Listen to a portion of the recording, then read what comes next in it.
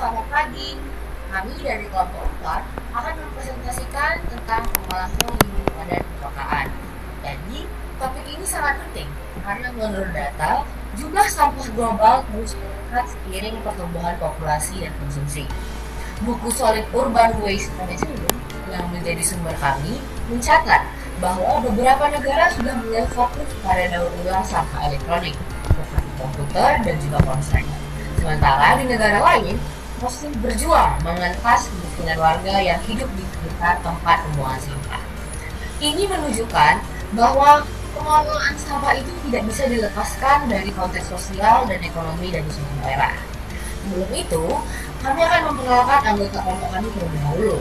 Yang pertama, saya sendiri, Eva Taria Trinuna Berbinti dengan NPM 241503106. Dan juga teman saya, Boysan Rabani dengan NPM 24150310075. Selanjutnya ada Robib Ahmad Ayasi dengan NPM 24150311103 dan juga Yuli Agustin dengan NPM 24150311106. Di sini kami akan membahas 3 pilar utama pengelolaan limbah padat perkotaan, yaitu legislasi, sumber daya manusia, dan juga sumber daya keuangan. Lalu dilengkapi dengan studi kasus dari Montreal atau Kanada dan Jalisco atau Meksiko. Yang pertama, legislasi. Mari kita mulai dengan legislasi. Mengapa legislasi itu begitu penting? Karena tanpa landasan hukum yang kuat, sistem pengelolaan sampah akan berjalan tanpa arah. Di Eropa, misalnya, kebijakan lingkungan seringkali melampaui batas negara, karena masalah lingkungan itu tidak mengenal batas politik. Di sisi lain, perbedaan struktur pemerintahan antar negara itu menyebabkan pembagian tanggung jawab yang sangat bervariasi antara pemerintahan pusat, daerah, dan juga swasta. Di buku kami, itu mencatat bahwa perubahan legislasi ini sangat cepat. Beberapa tahun lalu, tidak ada yang menyangka bahwa kendaraan bekas motor motor akan menjadi masalah limbah yang serius.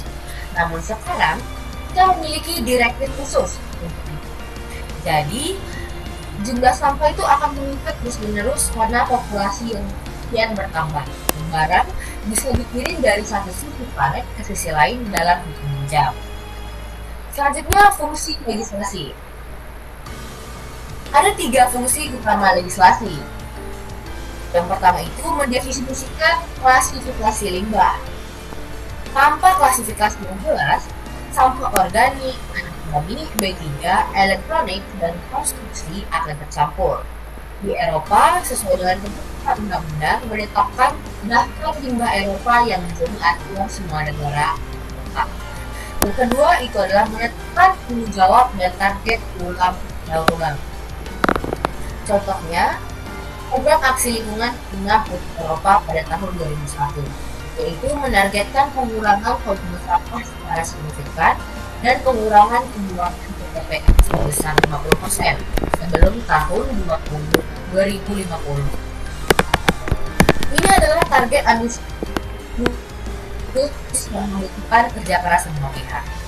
Yang ketiga, terapkan prinsip pencemar membayar atau Polluter Principle dan ER atau Extended Producer Responsibility. Prinsip ini mewajibkan produsen bertanggung jawab atas limbah produknya. Di Eropa, sesuai dengan undang-undang tentang limbah peralatan listrik dan elektronik, itu mewajibkan produsen mengatur sistem pengumpulan selektif untuk peralatan bekas dan konsumen bisa mengembalikannya secara gratis. Direktif ini mulai berlaku di semua negara anggota pada tahun 2005. Sekarang, mengenai penjelasan yang lain akan saya serahkan kepada Boysan untuk melanjutkan perbandingan legislasi dan kawasan. Oke, terima kasih ya Fata. Sekarang mari kita bandingkan legislasi di berbagai kawasan dimulai dari Eropa, yaitu yang pertama Uni Eropa. Uni Eropa menggunakan hierarki limbah yang urutannya pencegahan, penggunaan ulang, daur ulang, pemulihan energi, dan land lift atau TPA. Fokus utamanya adalah ekonomi sirkular, di mana limbah dipandang sebagai sumber daya, bukan akhir dari segalanya. ada beberapa direktif kunci Uni Eropa. Contohnya ada Perjanjian Maastricht tahun 1992 yang menetapkan prinsip pembangunan berkelanjutan. Selanjutnya ke Spanyol. Spanyol adalah negara dengan sistem desentralisasi. Selain undang-undang nasional, komunitas otonom seperti Catalonia memiliki kewenangan membuat aturan sendiri, asalkan tidak bertentangan dengan undang-undang Eropa ataupun nasional. Salah satu contoh undang-undang nasional Spanyol yang penting yaitu ada Undang-Undang Nomor 10 Tahun 1998 yang mewajibkan pemilahan sampah. Sampah tidak boleh dikumpulkan dalam satu wadah campuran. Di Catalonia ada aturan tambahan seperti Undang-Undang Nomor 16 Tahun 2003 yang memberlakukan tarif 10 euro per ton sampah yang dibuang ke TPA. Dana ini digunakan untuk membangun pabrik kompos dan ekopark. Selanjutnya ada perbandingan legislasi di Amerika Latin dan Afrika. Pertama, kita ke Amerika Latin. Negara-negara seperti Argentina, Bolivia, Ekuador, dan Meksiko sedang dalam masa transisi dari model tradisional ke pengelolaan terintegrasi. Fokus utamanya ada formalisasi sektor informal kayak pemulung agar diakui dan dilindungi. Selanjutnya ada sanitasi dasar karena banyak warga belum punya akses ke layanan sampah yang layak. Selanjutnya kita ke Afrika, ya khususnya ke Republik Demokratik Kongo. Di Konstitusi 2002 menetapkan penghormatan terhadap lingkungan. Namun, hingga Juli 2004, belum ada satupun rencana pengelolaan sampah yang disetujui karena negara baru saja keluar dari perang. Slide 11, selanjutnya ada legislasi di Amerika Latin. Untuk di Argentina, punya undang-undang anggaran minimum, tapi kendala implementasi di tingkat provinsi. Bolivia dan Ekuador fokus pada integrasi sosial dan memberdayakan pemulung. Untuk Meksiko, pembagian yurisdiksi rumit antara federal, negara bagian, dan kota. Selanjutnya, Habib akan membahas mengenai sumber daya manusia. Terima kasih kepada Gaisan. Sekarang kita bahas sumber daya manusia. Buku kami sebagai SDM pengelola limbah menjadi 3 kelompok. Yang pertama, personal administrasi. Terdiri dari perencanaan strategis, insinyur, analisis keuangan, dan tim humas atau edukasi lingkungan. Ada 2 permodelan pengelolaan di Eropa. Model pertama model publik, yaitu perusahaan milik kota. Yang kedua model swasta. Pemerintah memberikan kontrak ke perusahaan swasta yang memenangkan tender. Dalam model ini, pemerintah hanya punya sedikit staf profesional, biasanya senior dan berkualifikasi tinggi. Yang ketiga ada model campuran, misalnya pengumpulan sampah oleh kota tetapi penyapuan jalanan oleh swasta. Yang kedua ada personel lapangan, terdiri dari pengemudi truk dan buruh atau kuli pemuat. Sebagai perbandingan kondisi kerjanya, jam kerja maksimal pada Spanyol itu 40 jam per minggu. Hak subrogasi personel pekerja pindah ke kontraktor baru jika kontrak berganti. Seragam kerja wajib, tingkat cedera tinggi, tingkat pergantian staf tinggi. Yang ketiga, staf pabrik pengolahan. Bekerja di pabrik kompos, inisiator ekopark, dan varietas pemilahan. Kesehatan kerjanya wajib pemeriksaan medis rutin, terutama di ruang tertutup. Di beberapa pabrik mulai memasang AC di stasiun pemilihan dan mengurangi pemilahan manual dengan teknologi otomatis. Masalah umum yang sering terjadi yaitu pekerja sering enggan memakai alat pelindung seperti helm, sarung tangan, masker perusahaan yang wajib untuk penanggung jawab keselamatan khusus. Slide selanjutnya, sumber daya keuangan, pajak, tarif, dan retribusi. Sekarang kita beralih ke sumber daya keuangan. Biaya pengelolaan sampah harus ditanggung oleh kota. Cara pendananya berbeda-beda. Yang pertama dari pajak properti. Pajak ini mencakup pelayanan wajib kebersihan, penerangan, pengumpulan sampah. Besaran tergantung nilai properti, seperti lokasi, ukuran. Kelemahannya sendiri, warga tidak tahu berapa bagian pajak yang untuk sampah dan tidak ada insentif untuk mengurangi sampah. Yang kedua, tarif pengumpulan retribusi. Tarif terpisah yang jelas untuk layanan sampah, sekitar $30-40 per keluarga per tahun. Sistem PIT bayar sesuai volume sampah yang dibuang. Fenomena yang muncul, warga membawa sampah ke kota tetangga untuk menghindari biaya. Yang ketiga, ada tarif metropolitan. Biaya yang dibayar kota kecil ke fasilitas pengolahan pusat berdasarkan tonase sampah, warga membayar melalui tagihan air sekitar $30 per keluarga per tahun. Selanjutnya, kontribusi ekonomi. Selain mekanisme di atas, ada kontribusi ekonomi lain, seperti kontribusi dari Undang-Undang Kemasan atau Green Dot. Produsen wajib membayar biaya lisensi Green Dot untuk membiayai pengumpulan dan daur ulang kemasan. Besaran biaya proporsional dengan bagian kemasan dalam sampah kota.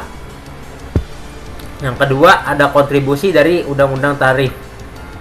Setiap ton sampah yang masuk ke TPA dikenai 10 euro. Uang ini digunakan untuk mendanai pengolahan non-finansial seperti kompos dan metanisasi. Tujuannya mengurangi produksi sampah yang tidak terpilah dan mengurangi tonase yang berakhir di TPA. Yang ketiga, ada bantuan supranosial.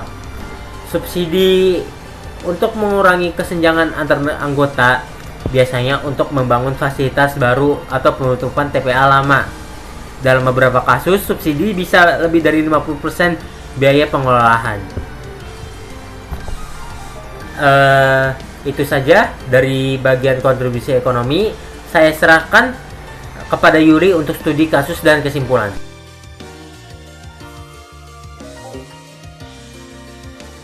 Baik, terima kasih Habib atas penjelasannya. Sekarang kita lihat contoh sukses pengolahan limbah modern dari Montreal, Kanada. Montreal, Kanada memiliki beberapa fasilitas unggulan. Yang pertama ada CESM, yaitu bekas tambang dan TPA yang dirotasi. Sekarang menjadi pusat penangkapan biologis yang digunakan untuk menghasilkan listrik. Juga menjadi taman ekologis dan pusat edukasi lingkungan. Luasnya sekitar 192 hektar. Kemudian dia menjadi proyek rehabilitasi TPA terbesar di Amerika Utara. Kemudian yang kedua, biometani Montreal Est, tas pengolahan limbah organik. Kapasitasnya mencapai 60.000 ton limbah organik per tahun. Output dari fasilitas ini adalah biogas yang dikonversi menjadi energi dan pupuk kompos berkualitas tinggi. Kemudian limbah organiknya berasal dari rumah tangga, restoran, dan pasar. Selanjutnya yang ketiga adalah pusat pemilihan Lesain. Fasilitas pemilihan material daur ulang, kertas, plastik, logam, dan kaca. Menggunakan sistem optik canggih, yaitu pemindaian inframerah dan kamera, untuk memilih secara otomatis. Kapasitasnya mencapai 100.000 ton material daur ulang per tahun. Teknologi ini mengurangi kebutuhan pemilihan manual yang beresiko bagi pekerja. Kemudian yang terakhir adalah jaringan ekosentre, yaitu fasilitas khusus untuk limbah yang tidak bisa dibuang di tempat sampah biasa. Fasilitas ini menerima limbah B3, yaitu cat, oli, dan baterai, limbah elektronik seperti komputer, TV, dan ponsel. Kemudian terakhir ada limbah konstruksi seperti kayu, beton, dan keramik. Warga biasanya mengantarkan limbah ini secara gratis. Kemudian tersebar di beberapa lokasi strategis di seluruh kota Montreal. Mengapa Montreal ini berhasil? Karena kombinasi investasi teknologi dan edukasi publik. Ada insentif ekonomi, pembangunan ke TPA mahal, jadi daur ulangnya lebih murah. Dukungan penuh dari pemerintah kota dan provinsi. Slide selanjutnya adalah studi kasus Jalisco dan Meksiko. Sekarang kita ke Meksiko, tepatnya negara bagian Jalisco. Program unggulannya bernama Jalisco Limpio, yaitu Jalisco Bersih, yang diluncurkan Juli tahun 2004. Fokus utamanya adalah pembangunan infrastruktur TPA bersanitasi untuk menggantikan tempat pembuangan terbuka yang tidak higienis. Program Jalisco Limpio juga melakukan 667 inspeksi lingkungan terhadap tempat pembuangan liar untuk menertibkan dan menutup TPA ilegal. Tujuan utamanya adalah mengakomodasi pertumbuhan populasi dengan TPA yang memenuhi standar sanitasi, yaitu lapisan kedap air, pengelolaan lindi, dan penangkapan biogas. Ini adalah contoh pendekatan bottom up, di mana negara bagian dan kota bergerak lebih dulu sebelum ada undang-undang federal yang sempurna. Atau tujuan masa depan. Ada dua hasil utama yang ingin kita capai dalam pengelolaan limbah padat perkotaan. Yang pertama adalah hasil tata kelola. Sistem pengolahan limbah yang sukses membutuhkan sinergi antara 3 pilar, yaitu legislasi yang kuat, aturan jelas, penegakan hukum, insentif, dan disinsentif. SDM yang terampil, kemudian pelatihan, K3, kesejahteraan pekerja, dan teknologi pendukung. Yang terakhir ada keuangan yang stabil, pendanaan berkelanjutan, transparansi, dan keadilan bagi warga. Tanpa salah satu pilar tersebut, sistem akan runtuh. Contohnya, legislasi bagus, tapi SDM-nya tidak terlatih. Jadi kebijakannya malah tidak berjalan. Atau keuangannya cukup, tapi legislasinya lemah. Uang habis untuk hal yang salah. Kemudian yang kedua, hasil proses dari perencanaan ulang. Kita harus bergeser dari paradigma pembuangan akhir menuju ekonomi sirkular. Artinya, sampah dilihat sebagai sumber daya, bukan masalah. Produk dirancang agar mudah dibongkar dan didaur ulang. Produsen bertanggung jawab atas seluruh siklus hidup produk. Contoh Montreal membuktikan bahwa limbah organik bisa menjadi biogas dan pupuk, dan TPA bekas bisa menjadi taman ekologis. Target dari Uni Eropa mengurangi pembuangan ke TPA sebesar 50% sebelum tahun 2050. Ini adalah arah yang harus kita ikuti sebagai negara-negara lain dari Uni Eropa, termasuk Indonesia. Baik, sebagai penutup, kami mengucapkan terima kasih atas perhatian semuanya.